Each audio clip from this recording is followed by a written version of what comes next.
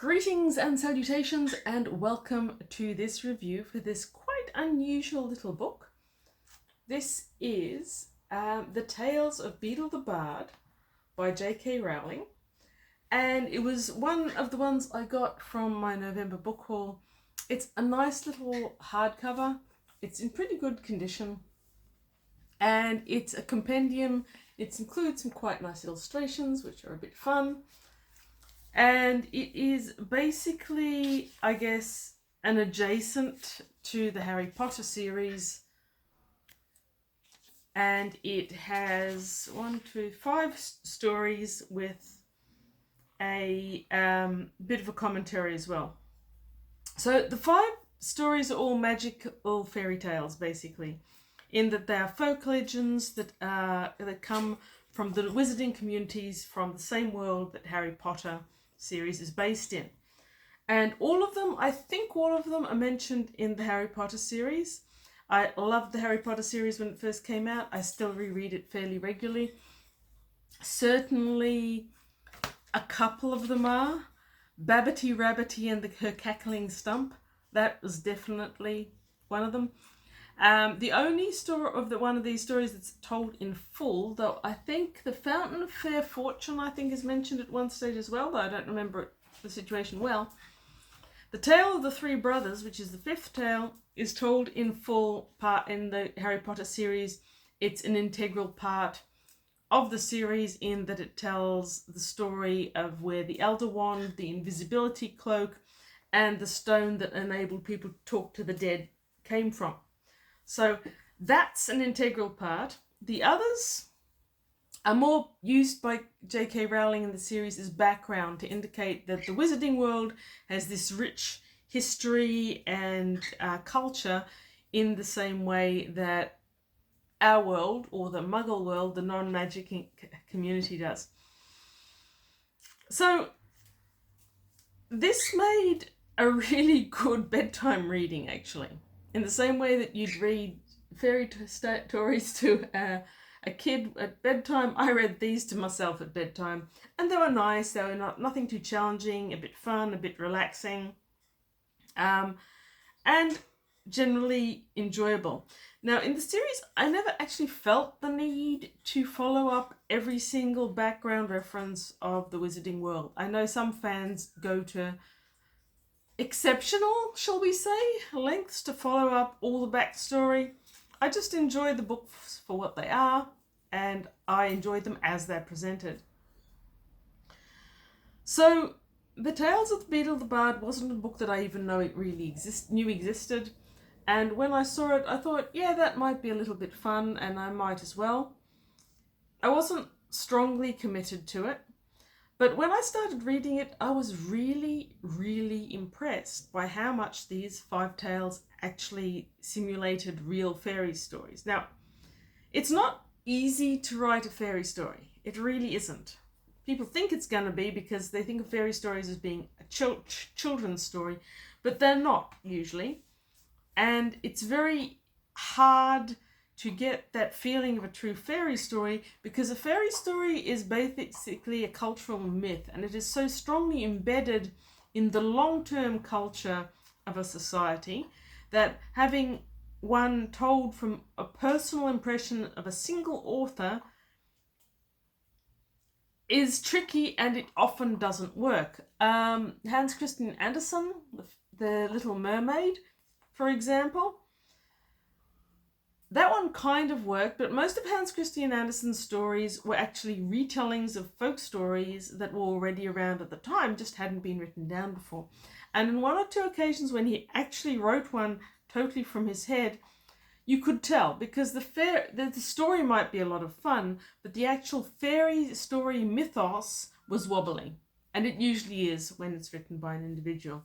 So these ones aren't immaculate, but in terms of writing an actual fairy story, I think they do really, really well. A couple of them do spectacularly well.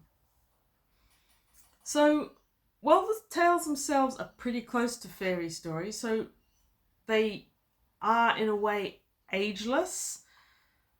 They're the sort of stories you can imagine being appropriated for children's stories. Each one of them also has included notes by Professor Dumbledore to add a mature commentary on fairy tale themes. And I thought that the notes from Dumbledore were actually pretty insightful. They were pretty solidly aimed at looking at fairy tale themes and what they do. Now, one thing that definitely made me laugh about the commentary is in these there is a character of Beatrix Bloxham. I don't remember her being in the original series whatsoever. But apparently in Harry Potter universe, Beatrix Bloxham was Bloxham. Yeah. Allegedly, she was created to be a parody of overprotective teachers and parents who try to forbid children to read books or listen to stories with anything containing evil or violence. Now, Bloxham in Harry Potter fan website things is described as the witch who became famous for remaking old fairy tales, making the heroes perfectly happy and not exposed to any serious threats. As anyone knows who's tried to clean up old mythology, that doesn't work. They just end up being boring. Now, I would love to know who Beatrix Bloxham is meant to be a spoof of. She's got to be a spoof, and it's got to be someone real. I can't figure out who. Now, the obvious one would be Beatrix Potter, who was a very famous English author who created beautiful watercolor illustrations, and she made animals and stories over to be exceptionally cutesy. So you had a little dormouse with a top hat and gloves and capes, and little furry rabbits wearing those strange puffy hats that women used to wear, and aprons and stuff. So Beatrix Potter seems to be a pretty obvious candidate for the person that Beatrix Bloxham is a reaction to. I don't know though. So, well, she was quite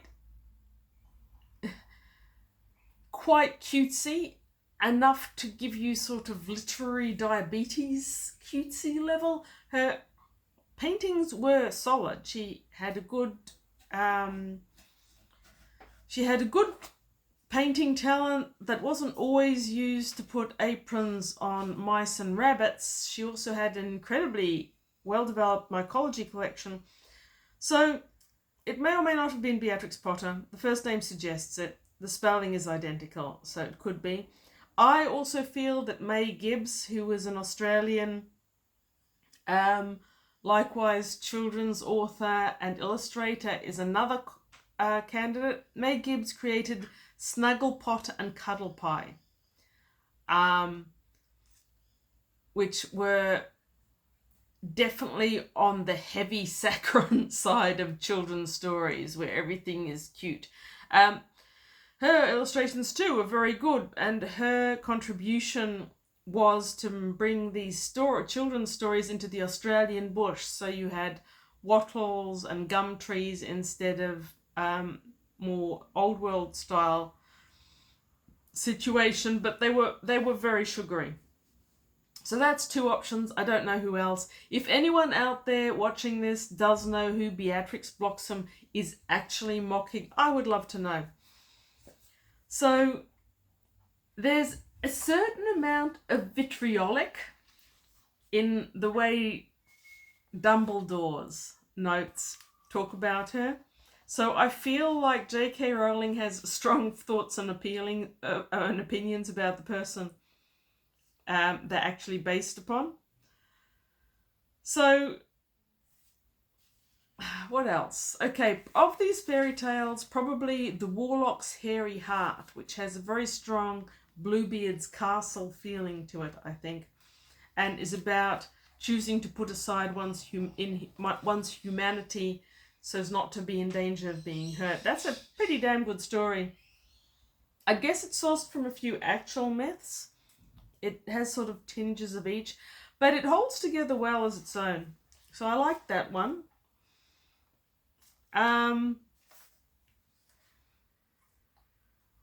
Another thing that I really liked in the commentaries is the way Dumbledore, Rowling's voice, talks about fairy tales and what they do. So in this one, he's analysing Babbity Rabbity and her cackling stump. And he says, I think it possible that in choosing to make his heroine pretend to turn into a tree and threaten the king with pain like an axe stroke in his own side, Beedle was inspired by real magical traditions and practices.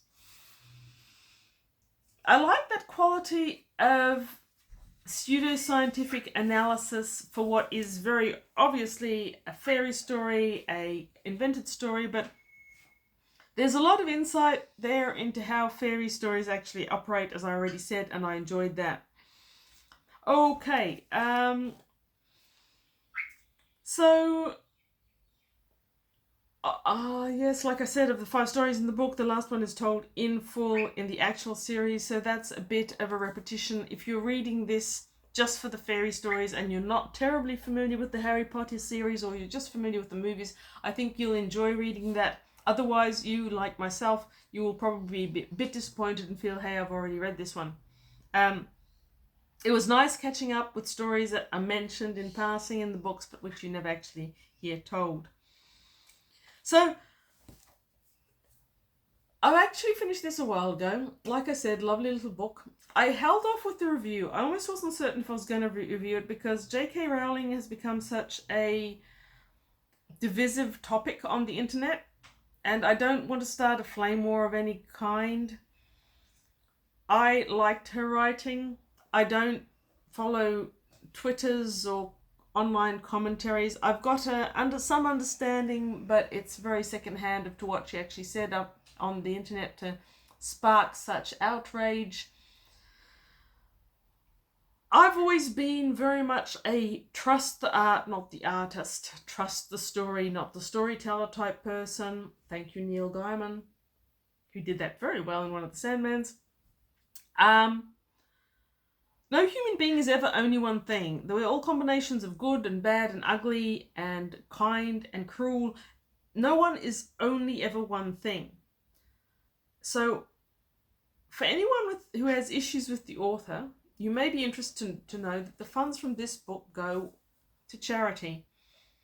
And if there are ever enough people who watch this and who want to hear my in-depth rant on all the authors, starting with my beloved Rudyard Kipling, who would these days have probably been a card-holding white nationalist, Isaac Asimov, who, would probably be up on the stand these days for sexually type behavior that isn't cool. If you ever want to hear a rant from me about all the authors and possibly all the artists and quite possibly all the political commentators and how few of any of these would have if we judge the art based on the artist, then I could possibly do that. But I will leave off this review by quoting a little bit from the afterword to the book, which is written by the Baroness Nicholson of Winterbourne, who I have never heard of, but maybe English people have. So this book is going to finance a group called Children's High Level Group Charity, which was founded by Winterbourne and Rowling in 2005. Its viewpoint is that more than 1 million children live in large residential institutions throughout Europe, and most of them are not orphans. They just come from poor, disabled families, often ethnic minorities. Many of the children have disabilities and the families just can't cope with them, and they often, because there's so many and they're so very institutionalized, they often don't have what we would think are the basics to give a child for a good healthy life. And the money from the sales of this book goes towards supporting that charity, which no person is ever one thing. If you enjoy fairy tales, I thoroughly recommend this book. If you love the Harry Potter universe and you want to add this rather unique and very pretty little book to your collection, I do recommend it. I can't think of anyone else to recommend it to, but I'm not sure that I'd quite class it as a children's book. I really do think Tales of Beedle the Bard makes it sound like children's bedtime reading. Not sure about that. If you're planning on reading it to children, maybe read it yourself first and make that decision. Thank you very much for watching.